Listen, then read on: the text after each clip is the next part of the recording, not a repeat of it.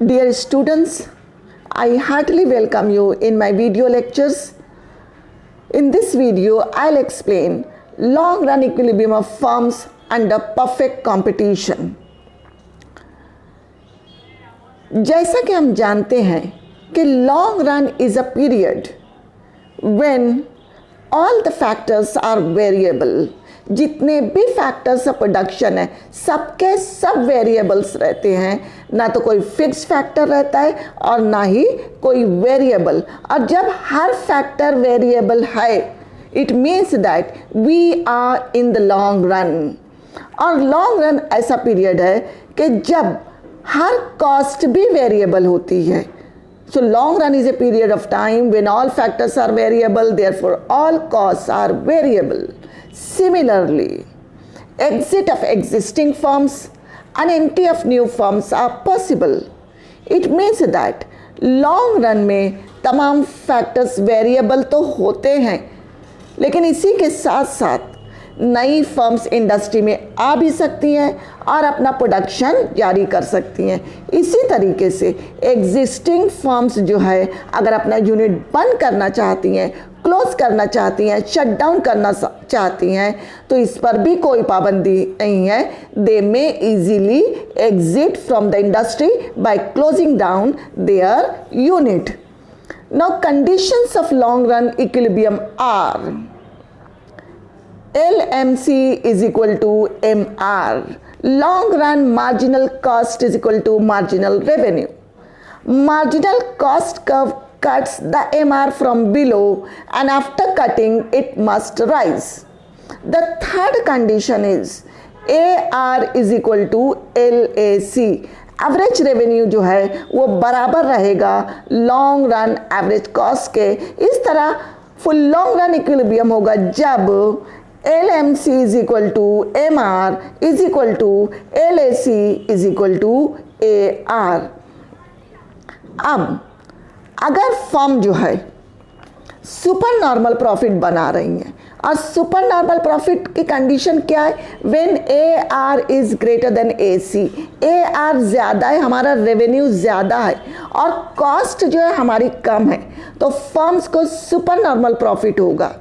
अब ये super normal profit जो रहेगा वह दूसरी फर्म्स को अट्रैक्ट करेगा कि वो इंडस्ट्री में इंटर हो और प्रोडक्शन करे और एग्जिस्टिंग फर्म्स जो हैं वो भी जो है अपना प्रोडक्शन जो है वो एक्सपैंड करेंगी। वो सोचेंगे कि ज़्यादा से ज़्यादा प्रोडक्शन किया जाए ताकि उनको ज़्यादा से ज़्यादा प्रॉफिट हो और इस सिचुएशन का वो फ़ायदा उठा सके और अदर फर्म जो है वो भी एंटर होंगी।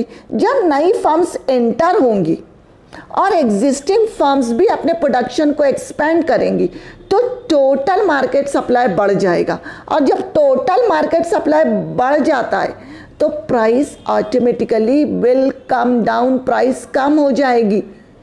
प्राइस का कम होना means revenue will come down और रेवेन्यू कम हो जाएगा और ये प्रोसेस उस वक्त तक के चलता रहेगा। न्यू फर्म्स की एंट्री, उनका सप्लाई का बढ़ना और उसके साथ साथ प्राइस का घटना, ये उस वक्त तक के चलता रहेगा जब तक के कॉस्ट और रेवेन्यू बराबर नहीं हो जाते और फर्म्स जो है all the firms in the industry will be earning only normal profits.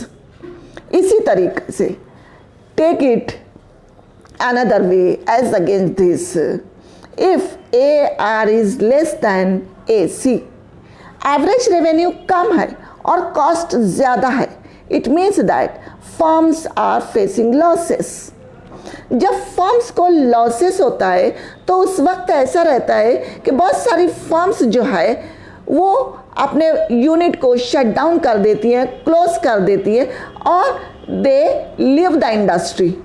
वो अपना प्रोडक्शन यूनिट बंद कर दी और नई फर्म्स के लिए भी कोई अट्रैक्शन नहीं होता कि वो आए इंडस्ट्री में और अपना प्रोडक्शन जो है यूनिट बनाए और इस तरीके से मार्केट में अपना सप्लाई करे। तो नई फर्म्स भी एंटर नहीं होती, एग्जिस्टिंग फर्म्स भी इंडस्ट्रीज छोड़ देती हैं। उसकी वजह से टोटल सप्लाई जो होता है कम हो जाता है और जब भी सप्लाई कम होगा तो प्राइसेस बढ़ेगी। तो प्राइसेस का बढ़ना मीन्स रेवेन्यू का बढ़ना। तो रेवेन्यू बढ़ेगा, और ये रेवेन्यू उस वक्त तक के बढ़ेगा जब तक के वो कॉस्ट के बराबर ना हो जाए। और जब रेवेन्यू और कॉस्ट एक दूसरे के बराबर हो जाएंगी, it means that firms are earning normal profits. So we can say that long run equilibrium of a firm is attained when LMC is equal to MR is equal to LAC is equal to AR. अब इसी चीज को हम figure के जरिए समझेंगे. देखिए figure में जो है ब्लू कलर का जो एरिया है वो प्रॉफिट को बताता है और रेड कलर का जो है वो लॉस को. X axis shows the quantity, y-axis shows cost, revenue and price of a commodity. देखिए जब P1L1 जो है ये AR है, MR है, तो Q is the equilibrium point, क्योंकि यहाँ इक्विलिब्रियम की तमाम कंडीशंस फुलफिल होती हैं कि marginal cost curve is cutting the MR from below and after cutting it is rising. Marginal cost is equal to MR. अब इस सिचुएशन को अगर आप देखेंगे तो यहाँ पर जो है रेवेन्यू AR ज़्यादा है, दैट इज M1Q, और कॉस्ट जो है M1U जो कि कम है. तो cost is less and revenue is more. जब कॉस्ट कम है और रेवेन्यू ज़्यादा है तो फर्म्स को प्रॉफिट होगा. यहाँ पर यूनिट प्रॉफिट जो है QU है और तमाम फर्म्स का टोटल प्रॉफिट जो रहेगा वो P1QUN रहेगा.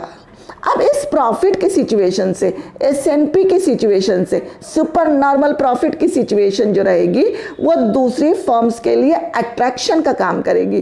सो न्यू फर्म्स एंटर हो जाएंगी और एग्जिस्टिंग फर्म जो है वो भी अपना प्रोडक्शन बढ़ाएंगी ताकि वो ज़्यादा से ज़्यादा प्रॉफिट कमा सकें. और जब नई फर्म्स आएंगी, टोटल सप्लाई मार्केट का बढ़ेगा, तो क्या हो जाएगा, प्राइसेस कम होते होगी और ये प्रोसेस कंटिन्यू रहेगा जब तक कि कॉस्ट और रेवेन्यू एक दूसरे के बराबर नहीं हो जाते. तो ये थी प्रॉफिट की सिचुएशन. अब कम टू द लॉस की सिचुएशन पे. लॉस की सिचुएशन पे अगर आप देखेंगे तो P2L2 जो है हमारा AR और MR है. S जो है इक्विलिब्रियम पॉइंट है और ये इक्विलिब्रियम पॉइंट क्यों है कि इक्विलिब्रियम की कंडीशन यहाँ फुलफिल होती है कि marginal cost is equal to marginal revenue and marginal cost curve is cutting the MR from below and after cutting it is rising. तो S, अब जब S की सिचुएशन पे है तो आप देखेंगे कॉस्ट जो है ज़्यादा है, M1T, ये टोटल कॉस्ट है, जबकि रेवेन्यू M2S है, कॉस्ट M2T और रेवेन्यू M2S है. तो फर्म्स को लॉस हो रहा है क्योंकि रेवेन्यू कम और कॉस्ट ज़्यादा. तो टोटल लॉस जो है फर्म्स को ST का पर यूनिट हो रहा है और ऑल द यूनिट्स पर उनको लॉस जो है वो PTS P2 का लॉस हो रहा है.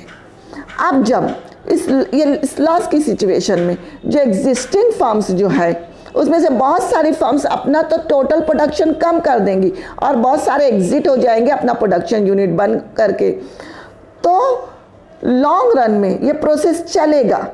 अब जब सप्लाई कम होगा तो प्राइस बढ़ना शुरू होगी और ये प्राइस बढ़ने का प्रोसेस और सप्लाई कम होने का प्रोसेस उस वक्त तक के कंटिन्यू रहेगा जब तक के प्राइस OP नहीं हो जाती. So long run equilibrium will be at point R, क्योंकि यहाँ पर marginal cost curve is cutting MR from below and after cutting it is rising. Marginal cost curve is equal to marginal revenue. इसी के साथ साथ LAC is equal to AR, cost और revenue एक दूसरे के बराबर है and firms are earning only normal profits. तो ये लॉन्ग रन इक्विलिब्रियम की सिचुएशन परफेक्ट कंपटीशन की है जहां पर तमाम फर्म्स जो है नॉर्मल प्रॉफिट कमाएंगे. So remember one thing, that in the long run All the firms in perfect competition will earn only normal profits. However, in the short run, they may face losses, they may earn supernormal profit, they may also earn normal profits. However, in the long run, firms under perfect competition will earn only normal profit. कैसे क्यों? That I already have explained. Thank you very much. Thanks a lot. Happy learning.